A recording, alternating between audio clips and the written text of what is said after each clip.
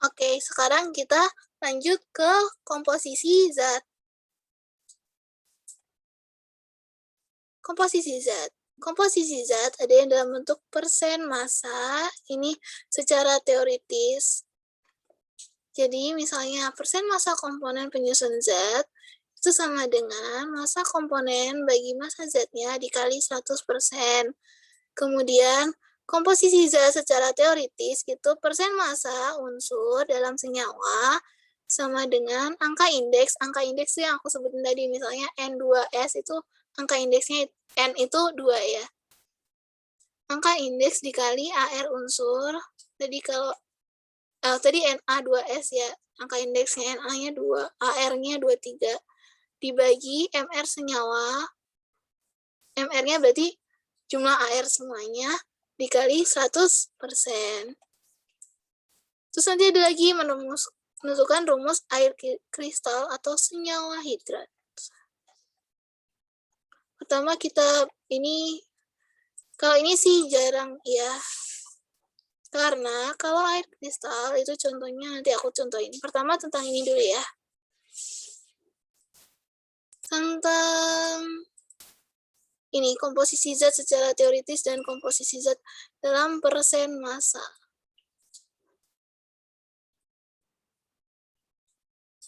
Bedanya apa sih dalam persen massa sama secara teoritis? Kalau dalam persen massa ini misalnya sudah ada zatnya, kemudian ditimbang massa senyawanya ini berapa, terus habis itu ditimbang lagi massa zat yang di dalam senyawa ini, zat X misalnya, masanya berapa, itu jadi persen massanya berapa. Kemudian kalau secara teoritis itu belum ada zatnya, belum ditimbang, tapi berdasarkan teori, berarti kalau misalnya ini berapa persen, zat X ini berapa persen dari massa seluruhnya, tapi sebelum ditimbang. Kalau ini setelah ditimbang. Karena biasanya, kenyataannya, secara teoritis, massanya itu berbeda dengan yang setelah ditimbang. Jadi makanya kadang diukur secara teoritisnya, kadang diukur juga pada saat setelah ditimbang. Tapi kadang juga 100%. Oke, kita lanjut lagi ya.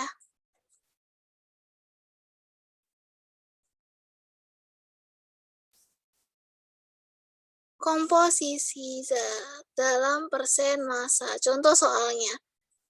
Seorang ahli kimia melakukan analisis terhadap jumlah sampel zat. Ia menemukan bahwa sampel seberat 65 gram tersebut mengandung 48 gram karbon,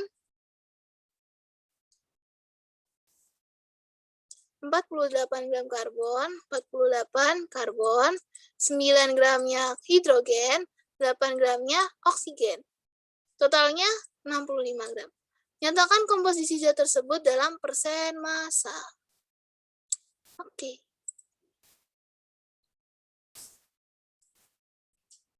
Kita kerjakan di sini langsung.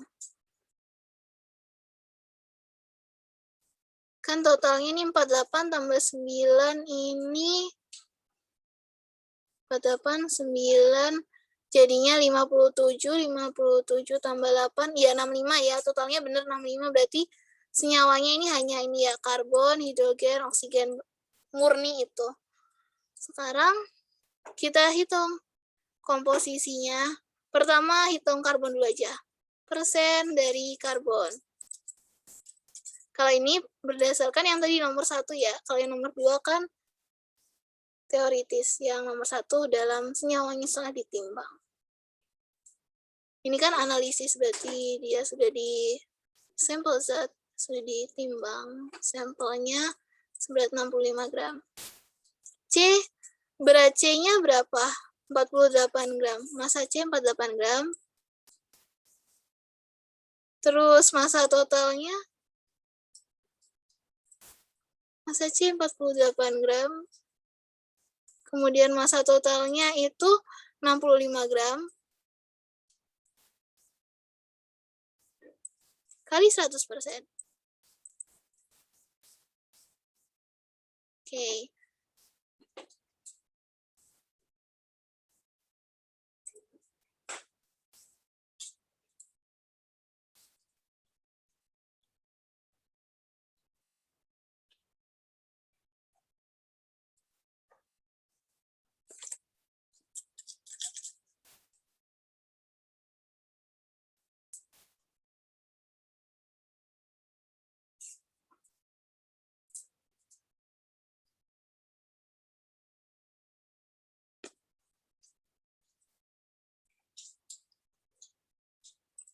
Nah, ditemukan.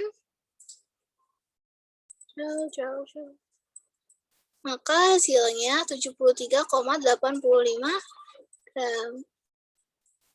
85% ya. 5%. Oke, ini C. C yang warna hitam. Kita ubah lagi. Warnanya warna coklat. Untuk sekarang hidrogen.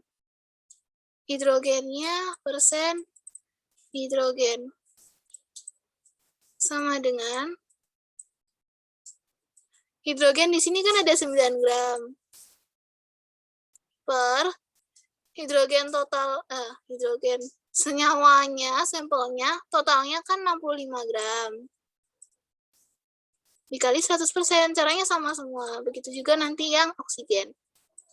Kali 100%.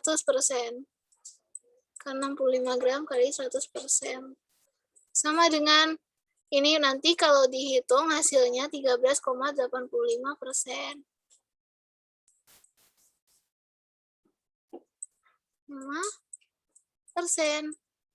Sekarang kita hitung lagi yang O-nya. Persen O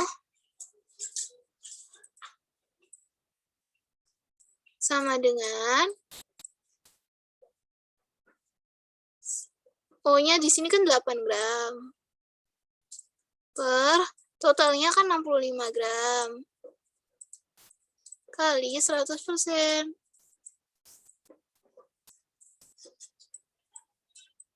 Hasilnya adalah 12,3%.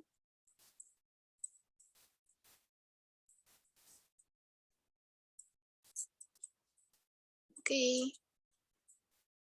Gini ya.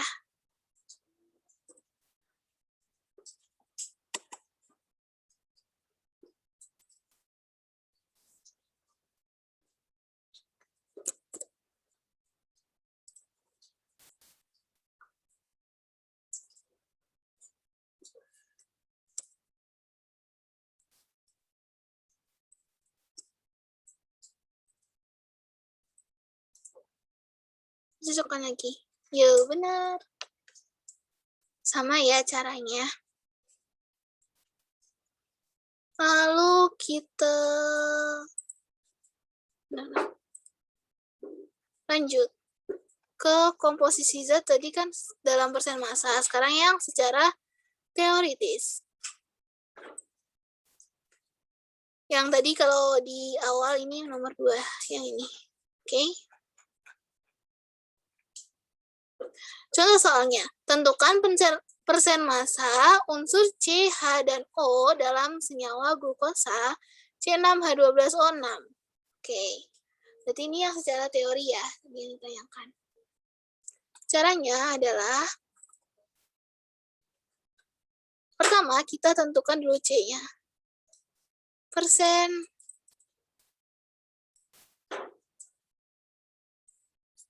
Kita warnanya samain kayak yang sebelumnya aja. Warna O, C-nya. C warna hitam. Persen C sama dengan, kita hitung. C-nya di sini kan ada 6. 6 kali AR-nya C 12. Per MR-nya. Kita hitung MR-nya dulu ya. MR sama dengan 6 kali 12 punyanya C. Ditambah, hanya ini ada 12 kali 1. 12 dikali 1, airnya H. Ditambah, O-nya ini ada 6 dikali 16. Kita hitung, sama dengan 72 ditambah 12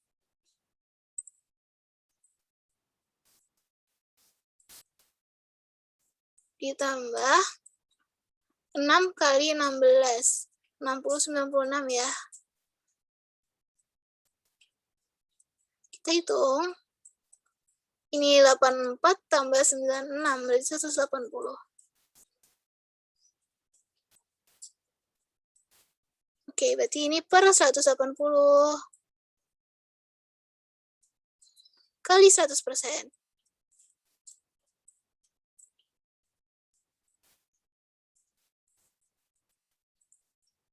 Sama dengan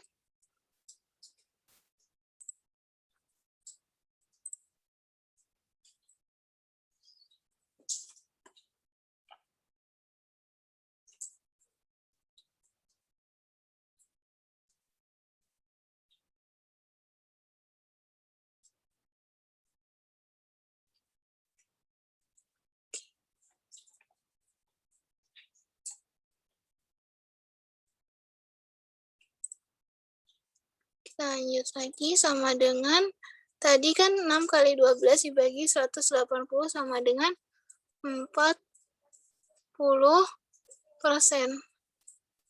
Ya, sekarang kita lanjut coklat. H persen H sama dengan H-nya ada 12 kali AR-nya 1 bagi MR senyawa 180 dikali 100%.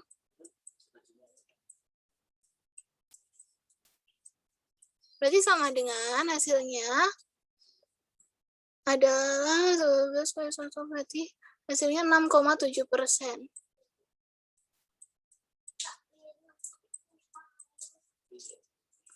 Kita lanjut. Persen O sama dengan O-nya kan ada 6 dikali 16 dibagi MR-nya kan 180. Kemudian dikali 100%.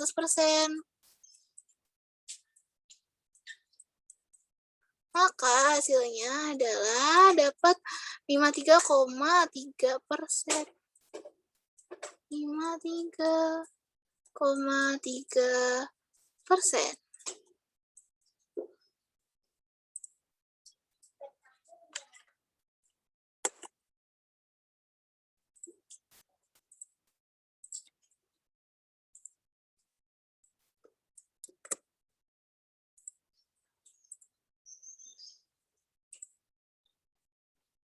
Ini ya 40, 6,7 sama 53,3. Kemudian ini ya yang tadi menentukan rumus air kristal atau senyawa hidrat. Langsung aku tunjukin di sini aja. Suatu hidrat tembaga 2 sulfat dipanaskan. Ternyata beratnya berkurang sebanyak 36%. Tentukan rumus molekul hidrat tersebut. Hidrat tembaga 2 sulfat. Ayo kita sambil latihan tulis namanya aja. Tembaga 2 sulfat. Tembaga kan Cu. Cu-nya berarti dia 2. Sulfat kan SO4 2- ya. SO4 2-. Itu sulfat. Berarti Cu2-nya ini otomatis 2 plus atau plus 2. Ini juga atau min 2 aja sama aja. Maka kalau dijumlah nanti hasil senyawanya adalah CuSO4 langsung. CuSO4.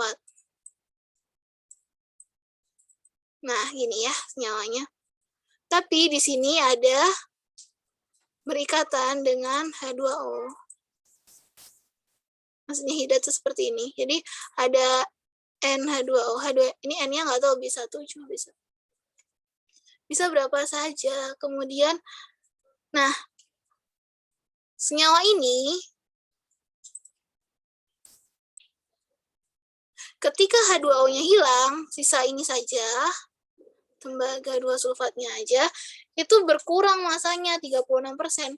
Otomatis, karena ininya hilang jadi berkurang 36%, maka berarti ininya adalah yang H2O, masanya itu 36%-nya masa yang semua ini. Ya kan? Maka dari itu kita lanjut. Kan di sini. CuSO4 X-H2O, tadi aku contohnya N ya. Ini X-H2O, pokoknya ada suatu bilangan di sini, bilangan bulat. H2O, CuSO4 ditambah H2O, H2O-nya lepas. Jadi kan 100% awalnya masanya. Ini lepas, jadi 36 Ini yang sisa padat, dulu ini padatan, ini sisanya ini. Jadi karena hilang 36%, maka sisanya 64%. Terus ini karena dia ini lepas kan, ini hilang 36%, otomatis yang lepas inilah yang punya 36% masanya. Oleh karena itu, kita hitung MrCUS4 ketemu sekian. Kemudian MrH2O ketemu sekian. Maka ini perbandingan jumlah mol CuS4 dengan H2O. Ini X, ini koefisiennya H2O. Ini koefisiennya 1, ini koefisiennya 1. Berarti sesuai tadi ya, hukum perbandingan molnya. Perbandingan mol sama dengan perbandingan koefisien. Jadi perbandingan jumlah mol CuS4 dengan H2O. Kan ini sudah jelas ya, 1. Terus MR-nya juga sudah jelas. 159,5. Bisa sih dibandingin antara H2O sama ini, nanti perbandingan koefisien sama perbandingan MR. Tapi kan ini juga perlu tahu X-nya H2O berapa. Jadi ntar makin ribet lagi. Jadi cari yang lebih mudah aja. Langsung pakai CuSO4.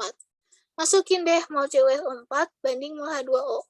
Mol CuSO4 koefisiennya 1, H2O koefisiennya X. Sama dengan molnya ini kan massa, persen massa, bisa massa per MR, tapi di sini karena persen massa semua, berarti bisa persen massa. Ingat kalau persen massa, dua-duanya harus persen massa ya. Dan dalam satu senyawa yang sama. Jadi misalnya jangan sampai satunya senyawa ini, satunya senyawa ini, jadi beda. Mending cari massanya dulu kalau seperti itu. Tapi ini kan satu senyawa yang sama awalnya.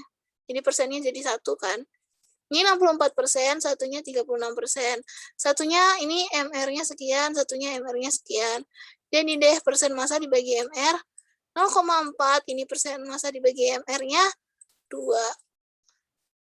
Jadi, kita kan cari perbandingan paling sederhana ya. Jadi salah satunya harus ada yang 1 nilainya. Kita cari yang paling kecil. 2 sama 0,4 lebih kecil 0,4. Maka, semuanya ini dibagi 0,4. 0,4. Jadi 0,4 bagi 0,4, 1. 2 dibagi 0,4 hasilnya 5. Sebenarnya caranya gini kan ya, kalau 2 dibagi 0,4. 2 per 0,4. Ada banyak yang caranya, kalau salah satu yang paling mudah gini, atas kali 10, bawah kali 10. Jadi 20 per 4 sama dengan 5 gitu ya. Clear. Dah. Jadi, rumus senyawa hidrat tersebut adalah CuSO4 5H2O atau apa ini? Tembaga sulfat pentahidrat. Penamaan senyawa hidrat ya. 5 kan penta ya, tadi di awal sudah ada yang aku sebutin, ada aku tulisin 1 sampai 10. Prefiks 1 sampai 10, yang 5 disebutnya penta. Jadi tembaga 2 sulfat pentahidrat. Kenapa? Karena ini X. Ini kan 1. Ketemu kan ya, 1 banding X sama dengan 1 banding 5. Kalau ini 1, berarti X-nya juga 5. Kalau gini, ada kasus gini kan, ini 1 banding X sama dengan 1 banding 5. Berarti kan X-nya 5, udah otomatis ketemu ya, X-nya sama dengan 5. Tapi kalau kayak gini, 1 banding X sama dengan 2 banding 3. Maka X-nya berapa? Caranya kita lihat dulu. 1 jadi 2, itu kita kan kalikan 2 ya. Maka X-nya juga harus kalikan 2. Berarti X-nya plus 3. Ini kalikan 2 juga. Oh no, ini misalnya di sini 6 aja ya. Aku buat 6. Ini buat 6. Nah, ini X ini dikalikan 2, hasilnya biar jadi 6. Maka, otomatis X-nya ini adalah 3. Begitu. Ya, biar ada X.